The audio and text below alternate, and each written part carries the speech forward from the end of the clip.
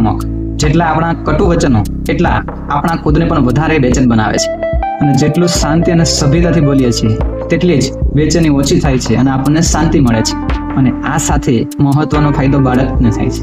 બાળકના આપણી સાથે સંબંધોને થાય છે અને બાળકના યોગ્ય ઉછેર એટલે કે પેરેન્ટિંગને થાય છે. આપણો શીખવાનો અભિગમ, બાળકને કહેવાનો અભિગમ એક અર્થપૂર્ણ હોવો જોઈએ અને એમની સાથે હુફાળો હોવો જોઈએ, જેથી બાળકને બંધનકારક ન લાગે. બાળકને પ્રશ્નો પૂછતા કરીએ. જ્યારે બાળક જિજ્ઞાસામાં પ્રશ્નો પૂછે છે ત્યારે માતા પિતાને, પેરેન્ટ્સને તેને સમજાવવાની તક મળે છે. પણ વારંવાર ટોક કચ જેવા નકારાત્મક વર્તનોના કારણે બાળકમાં સુધાર લાવવાનો સંદેશ સાવ લુપ્ત થઈ જાય છે. બાળક સાથે આવી રીતે ન કરવું જોઈએ. માની જ નથી શકતી કે તું આવું કરી શકે.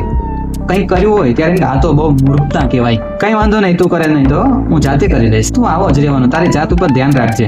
તારી પાસે જવાબ ખોટો છે. મને એમ કે તું ભણવા માટે, પરીક્ષા માટે શીખતો. નાના છોકરાને જેમ વર્તે છે. આ પ્રકારનું વર્તન બાળક સાથે કરવું જોઈએ નહીં. બાળકને નીચું પાડવું, તેમની સરખામણી કરવી, તેમને અપશબ્દો કહેવા એ બાળક સાથેના વર્તનની ખરાબમાં ખરાબ રીત છે. આવી રીતે કહેવું જોઈએ, મને સમજાવવા દે. જો હું કેવી રીતે કરું છું પછી તું પ્રયત્ન કરજે. આપણે બેઉ સાથે મળીને કરી શકીએ ને? ચાલો જોઈએ.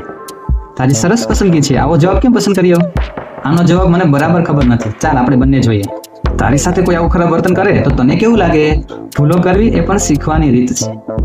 આવી રીતે કહેવાથી બાળક માતા પિતાની સામે પ્રગટ થશે, તમને એમની સાથે નજીકતા આવશે અને એ બાળક સાથેનો વાર્તાલાપમાં વધારો થશે અને એ પોતાના થયેલા અનુભવો, પ્રસંગોનું વર્ણન તમારી સાથે કરશે, જેનાથી બાળકની નજીકતા વધવાથી જે બાળકની સમસ્યાઓ સર્જાય છે અને બાળક મોટો થાય કે બહારની જે સમસ્યા સર્જાય કે બાળક પ્રત્યે કોઈના દ્વારા થતી હાનિ, બાળકને કોઈ હેરાન કરતું હોય કે કોઈ પીડા આપતું હોય તો એવી સમસ્યા પણ બાળક અહીંયા પ્રગટ કરશે કે જે બાળક માટે અયોગ્ય છે એ પણ પ્રગટ કરશે. ક્યારે કરશે? કે જ્યારે બાળક છે તમારી સાથે નજીકતા અનુભવશે, જ્યારે વાર્તાલાપ વધુ ને વધુ કરશે ત્યારે.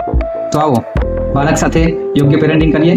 યોગ્ય શબ્દ, યોગ્ય ભાષા, અર્થપૂર્ણ ભાષા અને એમની સાથે આપણા યોગ્ય પેરેન્ટિંગને સમજી અને બાળકનો ઉછેર કરીએ, જેથી બાળક છે એ એમનો સારામાં સારો વિકાસ થાય, એમને સારામાં સારો માહોલ મળે અને એમનો જે વિકાસનો સાચો રસ્તો છે એ પ્રાપ્ત થાય. Thank you.